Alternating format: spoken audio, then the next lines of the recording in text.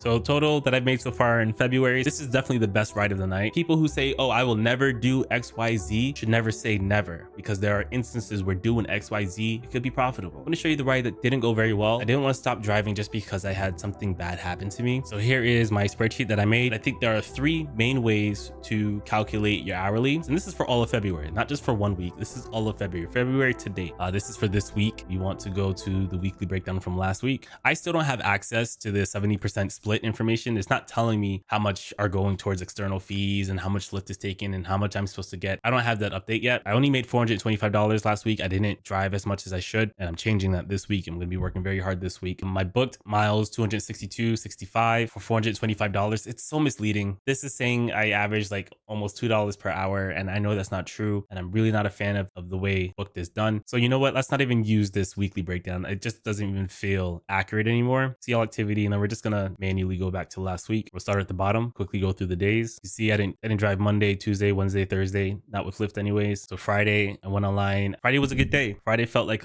what I've come to expect of Charleston. On a Friday, I was able to do 21 rides over the course of 8 hours with a total of $315. My online time says 8 hours, but I think I did about 10 hours. I had about 2 hours of offline time.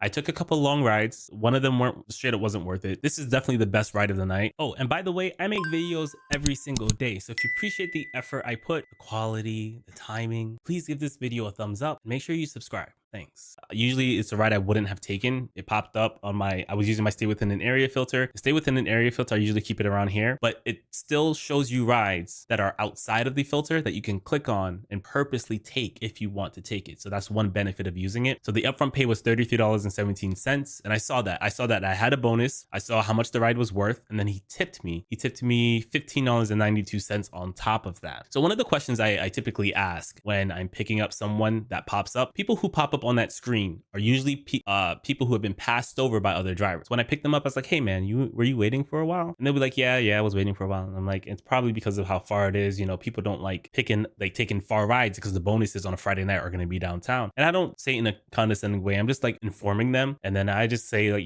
I'm not that kind of driver. I got to make sure people get home safe. So I kind of butter them up so that, I can be like, all right, man, most drivers don't like this kind of ride, but here I am doing it, but I'm doing it in a positive way. It's what I call tip manipulation. And so, he gave me a $15 tip on a base earnings of $33. And I wish I had the update because then we could see how much he actually paid and then how much he tipped on top of that. So I'm super grateful for this because I know that he probably paid $50 and tips 15 or whatever that amount is. So, super dope of him. It was a great ride. I did have to deadhead back, but I didn't deadhead. I drove like 10-15 minutes before I could get another ride. But even if it wasn't like hour round trip, that's still $53 for an hour. It's 20 miles, $53. It was an excellent ride. A lot of drivers would have seen that and would not have taken it just because they wouldn't be able to know the tip up front. But sometimes you got to take a chance, especially with long ride. People who say, oh, I will never do XYZ should never say never, because there are instances where doing XYZ could be profitable. But in the same breath, right? I just showed you a ride that went well. I'm going to show you the ride that didn't go very well financially, but I still enjoyed that ride. And I purposely took this ride. It just didn't go the way I thought it would. So this ended up being $72.57. Even with that being the case, I still don't think this ride was really worth it from a dollar to dollar, mile to mile perspective. Definitely wasn't. His son was graduating from the military in Buford. The estimated was an hour and a half. And once I got to the base, they did a search on the car, which took up some time, which, he told me he would tip because of that. And he did tip. But if he did not tip, this ride would have been super, super unworth it, right? It's even with the tip, it's unworth it. $72.57 for like 4 hours, right? Because I had to deadhead back. I deadhead back an hour and a half, which is why my offline time is so high. But yeah, not worth it. But I had a great time. They were from the Caribbean. They moved to America. We kind of bonded over that. I'm from Jamaica. Not from Jamaica, but I lived in Jamaica. I'm American, but I lived in Jamaica from when I was 11 years old until 16. It was a great experience. But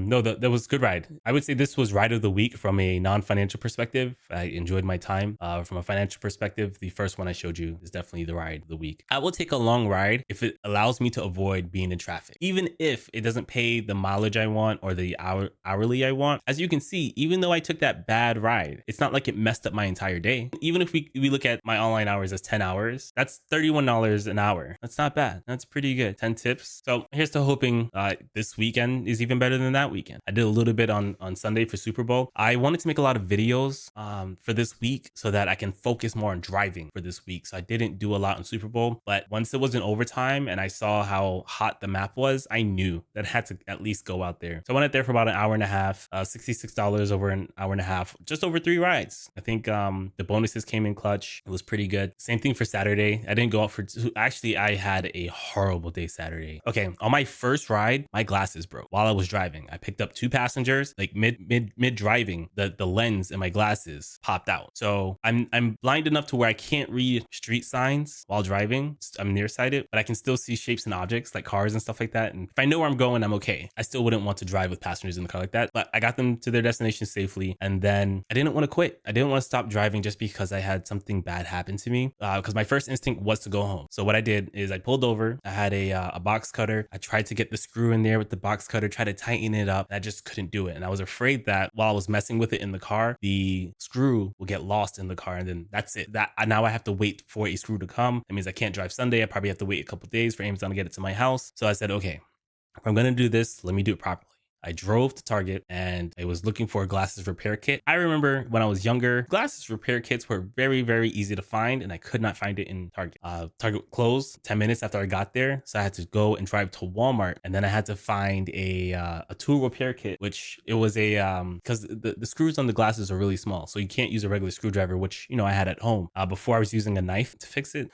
I got really good at that, but I was able to find the tools that I needed at Walmart. It took me a while. It was behind a lock case. I had to get the manager. And by the time I got it all done, I lost a lot of hours in primetime Saturday night. Sometimes when too many things go wrong, I'll just call it a day. I felt like too many things were going wrong. Earlier, before my glasses even popped out, someone ran me off the road. I don't know who has the right of way here, and I do need to do more research, but I was at a stoplight making a right. I got there, I stopped, I looked, and while I was making my right turn, someone from the other side was making a U-turn. I'm not 100% sure who has the right of way there. Let me know in the comments what you think. Who has the right of way? If someone's making a U-turn, I'm at a red light, but I am making a right. Who has the right of way there? I feel like maybe the U-turn person does, but I'm just not sure. So in order to avoid the accident, I hit a ditch. Car's okay. But when too many things go wrong in a short period of time, I take that as a signal to call it a day. So I went home. But Saturday would have been a great day. Friday is always indicative of how good Saturday will be in my market. We'll chalk overall last week as a loss, but we're gonna make up for lost time this week. I promise. Promise you we're gonna make up for lost time this week. Let's see what I did on Uber. Don't remember driving too much on Uber, but I shouldn't be basing things off of my memory.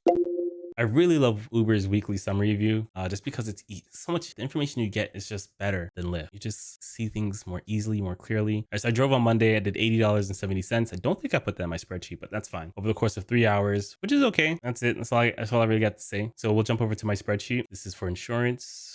Dang, they closed it. I was going to show you guys some quotes I got for insurance. We'll do that later, maybe if we have time. All right, so here is my spreadsheet that I made. You can get it. It's in the description. It's through Patreon. You can see my mileage so far. I've driven 743 business mileage in February. Personal mileage is at 98. So total that I've made so far in February, $727.97. The amount of hours I've driven so far is 21 hours and 22 minutes. And that does include 2 hours and 20 minutes of offline time.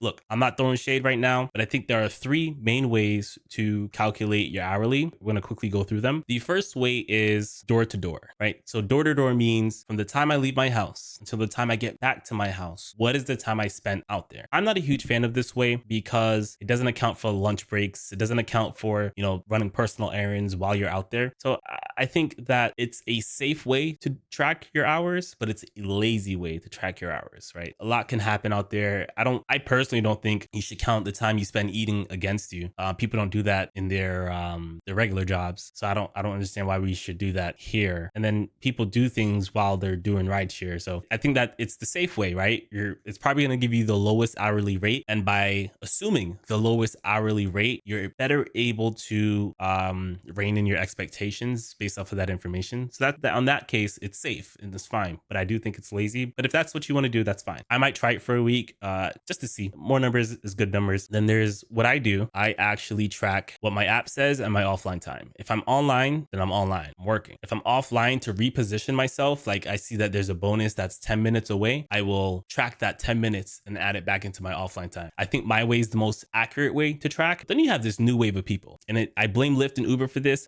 I've ranted about this, but Lyft drivers, especially some of the ones on YouTube, are tracking and giving numbers based off of active time. So active time is the time spent on the way to the passenger or with the passenger in your car. So they can be sitting out there for 10 hours. And in those 10 hours, they made $300. So that's $30 an hour. But if they sat at a gas station for, I like using round numbers. So let's say they sat at a gas station with the app off or chasing surges for 20 hours total. So they were out there for 20 hours total. I know it's ridiculous example, but in their active time, they made $300 over those 20 hours. That's now $15 an hour. You know, some drivers are out there saying they're making $40, $50 an hour for active time, but active time is worthless, right? To me, it's worthless. A lot of people do different things on their app. So like, it's so weird. Overall, here's what I will say. Accurate numbers will give you accurate results. So just pick the thing that's going to give you the most accuracy possible so that you know what's going on. Because if you have a slow day, you're not getting a lot of rides, your active time is going to be low, but you can still be making $40 an hour on your active time. But if you're spending like, if you only have 2 hours of active time and you made like $80 in those 2 hours, but you were out there for 10 hours, it's $8 an hour. So I'm just giving you light and dark comparisons so you can see that it's not the best metric. That's why I'm not happy that they changed it. And take note of that. When you're watching other content creators and they're using the active time, push back. You know, well, how long were you really out there? You know, because that matters too. I can't see how that wouldn't matter. And even if you enjoy the numbers of active time, you should still be calculating overall time. So you should be looking at overall time, looking at online time, looking at act time. It's not either or. You shouldn't be doing this or that. It's okay to look at all your numbers to see what the correlation is. All right, so we're back over here. So with Lyft, I made $598.37 last week over the course of 15 hours, which works out to $39.41. It's pretty good, but it doesn't include the offline time. The offline time has its own line. You have to look at the overall right here, $34.07 overall per hour. With Uber, it was $129.60 over the course of 3 hours and 51 minutes. And this is for all of February, not just for 1 week. This is all of February to date. For mileage, I'm at $743, which works out to 98 cents per mile. January, I was over that amount. Now I'm under it. A lot of it is because I took that bad long ride. If I didn't take it, I think that ride ended up being like 60, 50 cents per mile, but I'm doing so well in my regular rides that it kind of makes up for it. So my expenses so far, $39.77 in gas. That's a per hour expense of $1.86. I know I told you I was going to fill this out ahead of time, my monthly expenses, but my insurance is changing. It just shows us the write-off based off of the mileage. So I have a $497 mileage write-off based off of the 67 cents per mile. And then it would bring my taxable income down from $727 to $230, assuming a 15% tax rate, which that number will change once I do my taxes and I can figure out what my nominal tax rate was for last year. I'll put it here. But my estimated taxes so far in February is $34.52. My true net is $653.68. That's after expenses and taxes. And my hourly is $30.59. Now, the cool thing about this, which I didn't properly set it up, but I have a summary page that adds everything from January to February. You know, it's all good. And then it tells the totals. I have to make some adjustments here to get those errors out, but you can see how much I've made total so far this year, $5,827, which is behind from where I would like to be. But per hour, I'm averaging $40 an hour, which is a shocker to me. And it's my first time really looking at it. And I don't know. I'm gonna have to. That sounds too high. That sounds too high. I'm gonna go and recheck that number, but it could be accurate, you know, because in January we did have the referral bonus that came through, so that could be buffing it up. Let's see, so yeah, the per hour here, and then majority of my hours are still in January since I didn't drive too much in February. Okay, so the numbers are accurate, but they feel inaccurate because I just haven't been driving as much as I should be driving. I know that as I drive more, that number will trend down, or hopefully it doesn't. My expenses aren't set up here yet, but you can see that I've the year to date I've driven $1.24 per mile. I'm almost at 5,000 miles on that, and my true hourly after expenses and taxes so far in 2024 is $36.97. Pretty good. So we'll transition out of this and then we'll start looking at how much other drivers made last week. We'll also talk about how much drivers made in my city compared to what I made. I'm going to show you how much money people in my city average per hour and compare it to how much money I made so that I can kind of prove to you that strategy is important. It's not as simple as turning the app on and doing whatever you want. Let me go. I got to open up the Solo app. So the app we're using is called the Solo app. You can get it too. You can check yourself. It's in the description of this video. I also have the Play Octopus down there. If you don't know what the Play Octopus is, it's a free tablet T-Mobile will send to you. It's a company called Play Octopus that T-Mobile bought last year. They will send you a tablet for free. Put it in your car. It comes with a long charger cable. It comes with a holder that puts on the back of your headrest, and passengers play with it, and it has ads. You get a small percentage of those ads. I got $50 last month, and that doesn't sound like a lot of money. That is almost 2 gas tanks for me. It's about like maybe a tank, 1.6 tanks, 1.8-ish, depending on the day. And it's money that I otherwise wouldn't have had. And it's very low key. Like, you don't pay for it and you get money for it. And the passengers love it. And I also have generated tips because of it. So it's free. If you don't have it, it's because you're being lazy. Stop being lazy. Go and get it. It's in the description of this video. And so this is the Solo app. We are going to go to, let's check income first. This is not what I want. We're going to go to insights. All right. So insights. This is for Charleston. You can see that it says the average driver in Charleston makes $23 per hour with Uber, which is up 10%. DoorDash, $15 an hour, up 1%. And now you have Lyft drivers that are averaging the same amount as DoorDash drivers at $15 an hour. And that's up 3%, right? So I really enjoy looking at this because sometimes I get naysayers that come through the channel and, they'll complain about, why do I have to focus on strategy to be a rideshare driver? Why can't I just go and drive? You can do whatever you want, but we have to acknowledge that in the real world, there's only 2 things that matter: what you will do and what you won't do, right? So if you don't want to put effort into figuring out strategy to increase your income, that's fine. You're gonna make $15 an hour. But there is no reason why who we just saw, I'm averaging $40 an hour. Well, let's take the referral out of there. I'm averaging more than $30 an hour, right? And that's the lower end, more than $30 an hour. That's double what the average Lyft driver. Maybe the average Lyft driver is staying at the airport. I don't know what they're doing. I bet if Solo started using active time, that number will probably double, but it would be the wrong number. It wouldn't be accurate. So I don't know what these people are doing, man. If you're in Charleston, you're averaging $15 an hour, come and talk to me, please. I want to know who you are, and I want to see if I can help you make more money. You are not succeeding at rideshare. You're just not. $15 an hour. We're not talking about gas expenses, car payments. You are suffering, and I don't want that for anyone. So let's go check out the leaderboard. This is for this week so far. I'm at $80 for this week. I'm number 1. Let's see how long I can stay number 1. I think I'll be number 1 this week for Charleston. I think I can maintain that. Let's take a look at last week. There's no way. I'm 20th. Something's wrong here. My numbers didn't update. It says I made $14 last week, which is fine. I don't care to fix it right now. But the average person, the number 1 driver in my market made $763. Number 2 made $733. Number 3 made $624. I probably could have made double that if I put the hours in. But I didn't. So there's nothing here to prove. But this week we're gonna look at how much money I make and compare it to the number 2 spot. That gives me the ability to look at other people's markets and determine whether or not I would be also be an overachiever in their market. So let's do an example, right? Let's switch this from Charleston to all metros. So the top driver, Phoenix, Arizona, made $3,007 last week. And that's because of the waste management. There was a waste management event, like what I call it? Is it an open 2024 Reddit Lyft? So apparently every year it's in Phoenix, and I'm at if I can drive in Phoenix just to do this event, I think it would be worth it. So this was I don't even know. Is this Lyft? I don't know what this is. Let me see if I can find a better screenshot. Lyft drivers. I saw some great screenshots over the weekend. Some of my best rides from Waste Management. Let's see what this says. So this was a 31-minute ride, 15 miles. He made $81.46 after tip course. This is what, Uber? So I just want to show you guys the heat map, and I can't find it. Not one bonus for guests this week in Phoenix. Had my first $900 day yesterday. Just know it was pumping. Like there was like $20 bonus zones all over the map consistently all day. And I don't think it's just because of the waste management. I think that because the Super Bowl was happening in California, drivers probably went there to drive, even though they probably couldn't legally drive. We'll talk about them later. But I just assume that it created a gap of drivers in Phoenix during the same weekend as the Super Bowl, and it just exploded. It was just hot over there. And I know Uber Jeep AZ, who rebranded to Mike Drop Podcast, he's over there. So I'm curious to see what videos he puts out, how much money he made, and if he really truly maximized his time over there. So we'll see. I'm always looking forward to videos where I can see how much people are making in other markets. All right, so we're gonna jump back to solo. So Arizona, $3,000. Vegas, $2,681. Of course, that's where the Super Bowl was.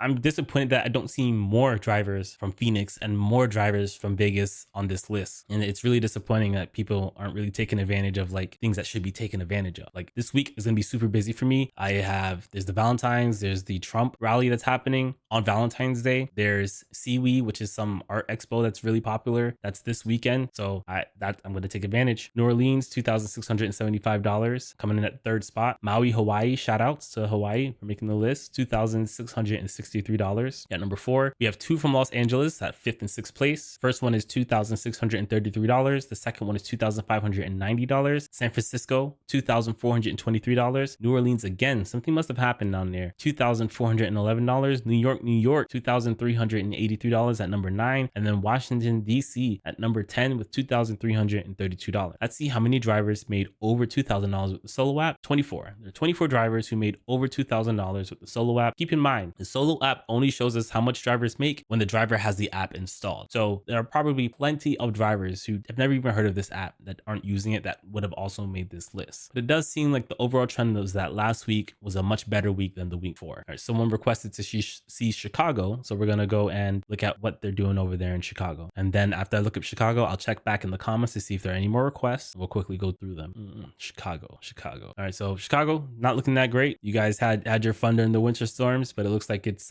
evened out. So Chicago, $1,467 for the number 1 spot. Number 2 is $1,374, and number 3 is $1,272.